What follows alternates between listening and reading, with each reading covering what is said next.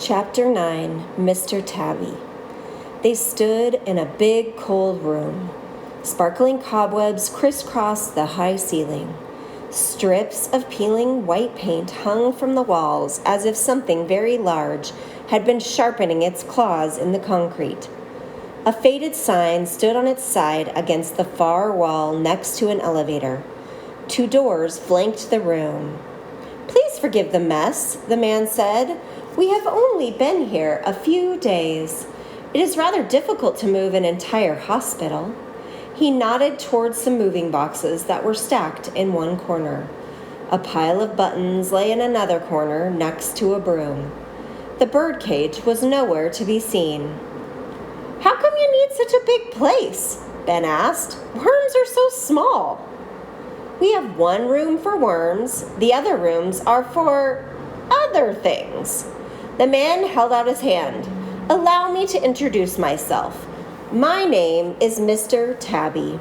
I am in charge of identifying and registering each patient." He shook Pearl's hand, then shook Ben's. His sharp fingernails prickled Ben's skin. "And you are?" "I'm Pearl Petal." "I'm Ben Silverstein." "Well, Pearl Petal and Ben Silverstein, before we proceed, you must sign this." The man pulled out a piece of paper from his vest pocket. "I'm not supposed to sign anything without my mother or father reading it first," Pearl explained, as she refused to take the pen Mr. Tabby offered. "I signed some papers once, and we ended up with a big satellite dish on our roof. I was grounded for 2 weeks. No computer, no candy, no nothing." The man wiggled the pen. "You cannot go into the identification room if you do not sign this paper. If you do not sign this paper, I will have to take the hatchling and leave you here." "I'll sign it," Ben said. He handed the cookie tin to Pearl. Then he read the paper while Pearl looked over his shoulder. "By signing this paper, I promise that I will not blame Dr. Wu for any injuries I might receive from an imaginary world or unknown world creature.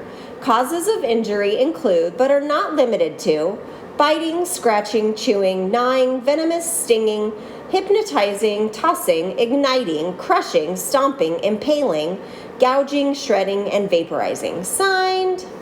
"Vaporizing?" Ben asked. "Wait a minute. That sounds dangerous."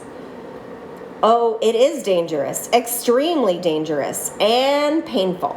Mr. Tabby pulled out a little device from his vest pocket and typed something on its keypad. "But according to my creature calculator, there are no vaporizing creatures currently in the hospital. The odds of your being vaporized today are 0. "But what about these other things?" Ben asked. "Shredding? I don't want to be shredded." "I think crushing sounds worse," Pearl said. Mr. Tabby frowned. "I cannot guarantee your safety. That is why you must sign the paper." He held out the pen. "You cannot accompany the hatchling into the identification room unless you sign, both of you." Ben signed. Pearl hesitated, but then signed. Mr. Tabby tucked the paper into his vest pocket. "Now, if you'll please follow..." A roar filled the room, the kind of roar that should be capitalized and followed by at least 3 exclamation marks. "Roar!" It went on for a very long time, as if the creature making the sound had the largest lungs in the world. Cobwebs drifted down from the ceiling as something stomped on the floor above. During the roar, Ben thought about all sorts of things. He thought he'd like to run in the opposite direction of the roar and keep running until he ended up back at his grandfather's house. Then he thought that he shouldn't run because that would make him look like a chicken.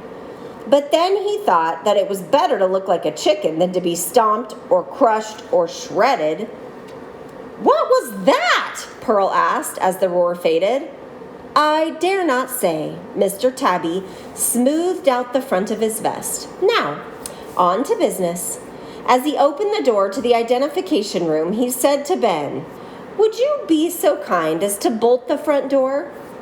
As Pearl followed Mr. Tabby into the identification room, the cookie tin still in her hands, Ben hurried across the lobby. He grabbed the deadbolt, but it wouldn't budge. he didn't have deadbolts in his house back in Los Angeles. Instead, there was a security keypad that activated an alarm system. Ben pinched his fingers trying to slide the rusty bolt into place. After a few tries, he gave up. The door was closed. That was good enough. Besides, he didn't want to miss 1 second of whatever was going on in the other room.